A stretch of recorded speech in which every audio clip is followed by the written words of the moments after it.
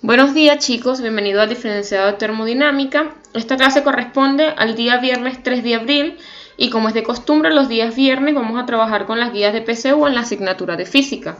En las clases anteriores habíamos trabajado con las guías de la unidad de cinemática, ya esa unidad quedó cerrada y le vamos a dar apertura a la unidad de dinámica. Esta unidad va a estar constituida por dos guías. El día de hoy le haré llegar la primera. Y sin más preámbulos vamos a ir recordando un poco a qué correspondía esta unidad de dinámica. Ok, esta es la guía que les voy a hacer llegar por sus correos o por el correo del curso. Y como les dije, vamos a recordar un poco en qué consistía lo que era la unidad dinámica, recordando entonces que la dinámica es la parte de la física que va a estudiar el movimiento en relación con las causas que lo producen. Estas causas están relacionadas con lo que es el concepto de fuerza. Recordando que la fuerza es una magnitud vectorial, es decir, que tiene módulo, dirección y sentido, y tiene como unidad de medida en el sistema internacional el newton, que equivale a 1 kilogramo por metro sobre segundos al cuadrado. Existen varios tipos de fuerzas, vamos a trabajar o vamos a recordar aquellas importantes. La primera es la fuerza peso, que se simboliza con la letra P mayúscula y obviamente, como dijimos que era una magnitud vectorial, con la flechita hacia arriba. Esta fuerza es una fuerza que ejerce sobre un cuerpo material o que se ejerce sobre un cuerpo material por efectos de la atracción gravitacional de otro cuerpo. Nosotros hablamos de que este otro cuerpo es la fuerza de gravedad hacia la Tierra, perfecto, y tiene como dirección y sentido la misma de la gravedad. Es decir, que si trabajamos en un sistema cartesiano y obviamente conocemos que las magnitudes vectoriales son representadas por una flechita, entonces estas van a tener gráficamente la dirección en el eje Y negativo. El peso va a ser o se va a calcular con la multiplicación de la masa por la gravedad, recordando que esta gravedad es la aceleración de gravedad y tiene un valor aproximado de 9,8 metros sobre segundos al cuadrado, pero por factores de facilitar algunos cálculos, nosotros la redondeamos y la trabajamos o la aproximamos a 10 metros sobre segundos al cuadrado. Esta fuerza peso, todo objeto la va a tener. Y siempre va a tener la misma dirección, como les dije anteriormente, que sería en la parte Y negativa, por hablar en un sistema de referencia. La segunda fuerza que vamos a trabajar el día de hoy es la fuerza normal. Y esta fuerza normal, me acerqué mucho, ya, ok, ahora sí. Y esta fuerza normal va a ser la fuerza que se ejerce o que ejerce una superficie a cualquier cuerpo, es decir, para que exista una fuerza normal, un cuerpo debe estar sobre una superficie. Esta superficie puede ser horizontal, vertical, con inclinación. Solo que tenemos que tomar en cuenta que este vector fuerza siempre va a ser perpendicular a la superficie. Cuando hablamos de perpendicular significa que forma un ángulo de 90 grados con respecto a ella. Entonces tenemos acá la figura 1 y la figura 2 donde nos representa, dependiendo de la inclinación de la superficie, hacia dónde se va a generar el vector fuerza.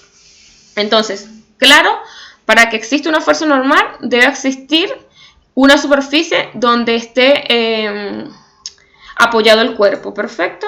Vamos con la tercera, que es la fuerza de tensión, y esta fuerza es la fuerza que ejerce una cuerda sobre un cuerpo. En los ejercicios normalmente estas cuerdas se le va a despreciar lo que es la masa y son inextensibles, es decir, que no tienen ningún tipo de extensión. Se me fue la palabra en estos momentos, pero espero que se haya entendido.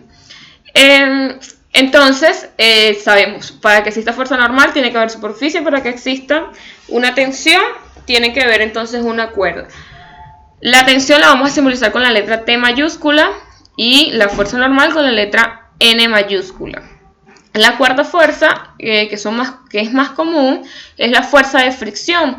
Y esta es una fuerza que también se conoce como fuerza de roce, que es ejercida por la superficie de un cuerpo de forma paralela a la superficie. Y sabemos entonces que la fuerza de roce siempre se va a oponer al movimiento. Es decir, que si tenemos un objeto que se mueve hacia el lado derecho, esta fuerza siempre va a ir representada entonces en sentido contrario, que sería hacia el lado izquierdo. Importante, si un cuerpo se encuentra en reposo sobre una superficie rugosa horizontal y no se le ejerce fuerza para intentar moverlo, entonces no existe fuerza de roce.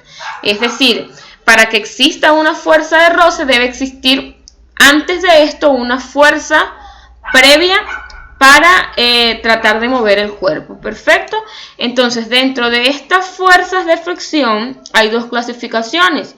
La fuerza de roce estática, que va a ser una fuerza de roce que va a permanecer o va a permitir que el cuerpo permanezca en reposo cuando este valor de esta fuerza sea mayor que la fuerza aplicada, ¿sí?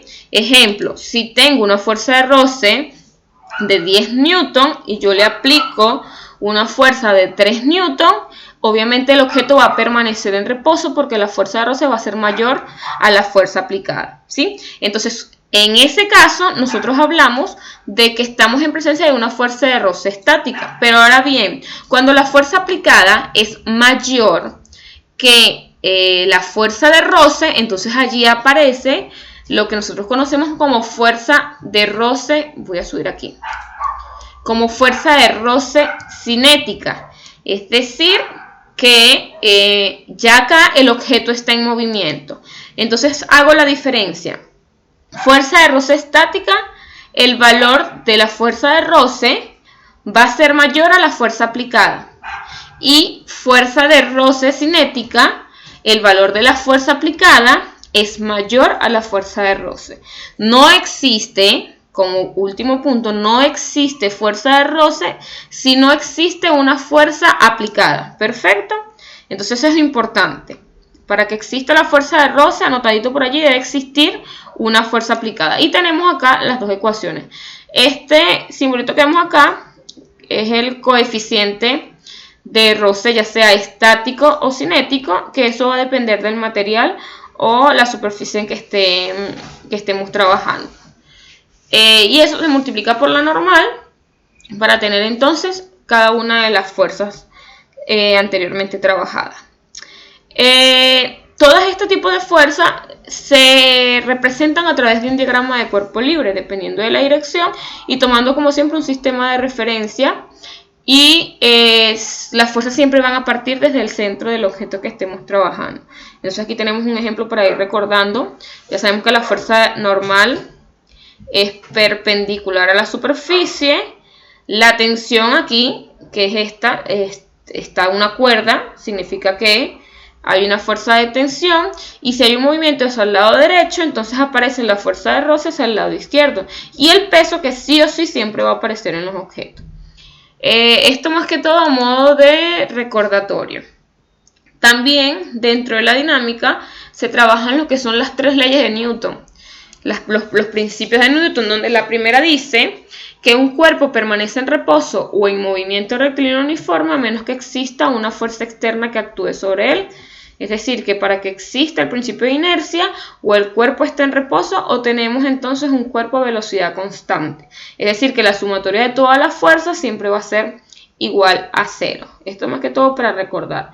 El segundo principio, que es el principio de fuerza o aceleración, dice que siempre que una fuerza no equilibrada actúe sobre un cuerpo en la dirección y sentido de la fuerza, se produce una aceleración que es directamente proporcional a la fuerza e inversamente proporcional a la masa del cuerpo. Es decir, que la fuerza y la aceleración van a tener el mismo sentido y la misma dirección. ¿Perfecto? Entonces, para el segundo principio, Newton planteaba que la fuerza o la sumatoria de todas las fuerzas siempre va a ser igual a la masa por la aceleración. Eso más que todo para recordar por acá lo que eran las leyes de Newton y nos faltaría una tercera que nos indica, sin embargo, ahí como van a tener la guía, pueden revisar un poco más calmadito cada uno de los conceptos. Y con el principio de acción y reacción, tenemos que un cuerpo A ejerce una fuerza sobre un cuerpo B y este reacciona sobre A con una fuerza de igual magnitud, igual dirección, pero en sentido contrario. Aquí tenemos entonces la gráfica del mismo.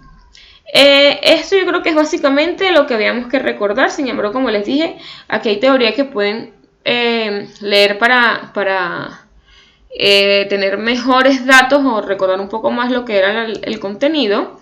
Y vamos a trabajar entonces con los ejercicios. Yo voy a hacer estos 4 ejemplos que tenemos acá. Ok, aquí el ejemplo número 1 dice: una caja se mueve por un plano horizontal de derecha a izquierda, disminuyendo su rapidez. La alternativa que muestra correcta la dirección y sentido de la fuerza neta que actúa sobre él y la aceleración respectivamente son, es decir, que la primera flecha representa la fuerza neta y la segunda representa la aceleración. En teoría, ya nosotros vimos que lo que era la fuerza y la aceleración siempre iban a tener la misma dirección y el mismo sentido. Es decir, que ya automáticamente yo puedo descartar la C, la D y la E, porque vector 0 y vector 0, o sea, ya por allí no entra dentro del ejercicio. Entonces me quedaría pendiente la A y la B. ¿Cuál de las dos? Vamos a ver entonces la dirección que me indica el movimiento. Me dice que se mueve de derecha a izquierda. Es decir, que la única que corresponde o que cumple con esas características es la opción A, porque va de derecha, que sería el origen del vector, a izquierda, que sería entonces el extremo del vector. Y dijimos que ambos tienen siempre la misma dirección y el mismo sentido.